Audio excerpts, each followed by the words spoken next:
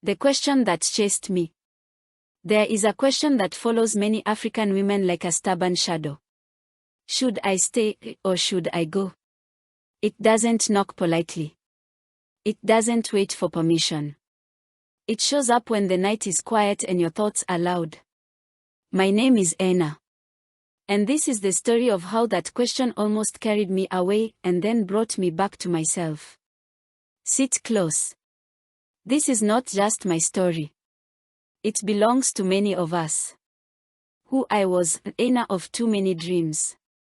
I grew up in a town where everybody knew everybody and everybody knew your business before you did. I was the girl who asked too many questions. Why do we do it this way? Why can't it be different? Why must I stay? They said I was restless. They said my spirit was too big for my body. Maybe they were right. I loved my land, the red soil, the loud laughter, the women who could insult you and bless you in the same sentence. But I also loved the idea of elsewhere. Elsewhere sounded clean. Elsewhere sounded organized. Elsewhere sounded like success with less sweating.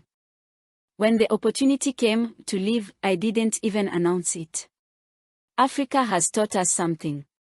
Once you tell people your plans, they start living them for you. My aunt said, "Go. If you stay here, this place will swallow your dreams."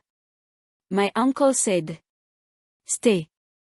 A wandering goat meets a hungry hyena."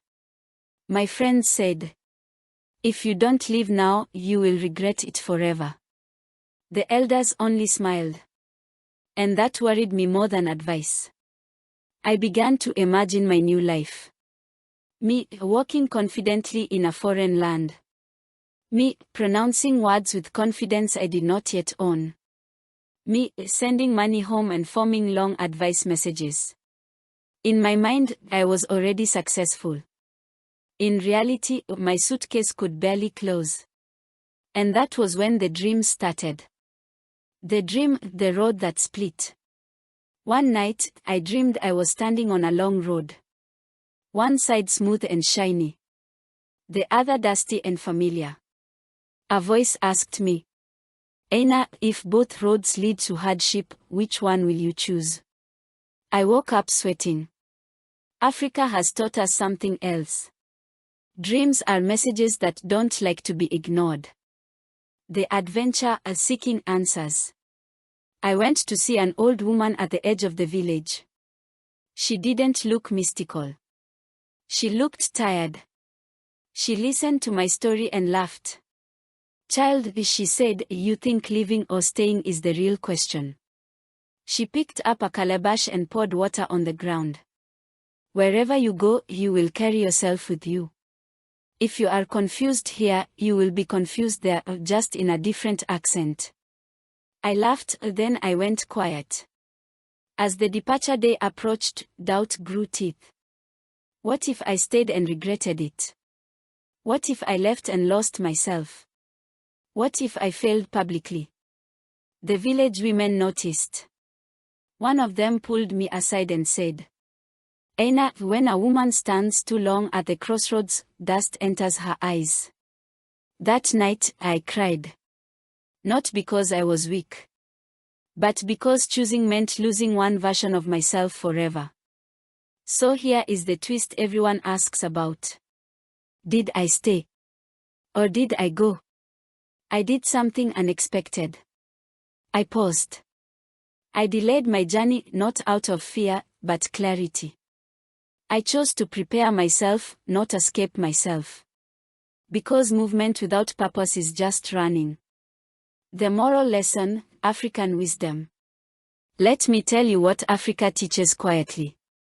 Living is not betrayal. Staying is not failure. Success is not a location. Purpose is portable. Some people must live to grow. Some must stay to build. And some must leave, then return stronger. But no one should move out of fear. If you are listening to this and asking yourself the same question, should I stay or should I go? I won't answer it for you. But I will leave you with this. Wherever you go, go with intention. Wherever you stay, stay with courage. Because a woman who knows herself will find her destiny.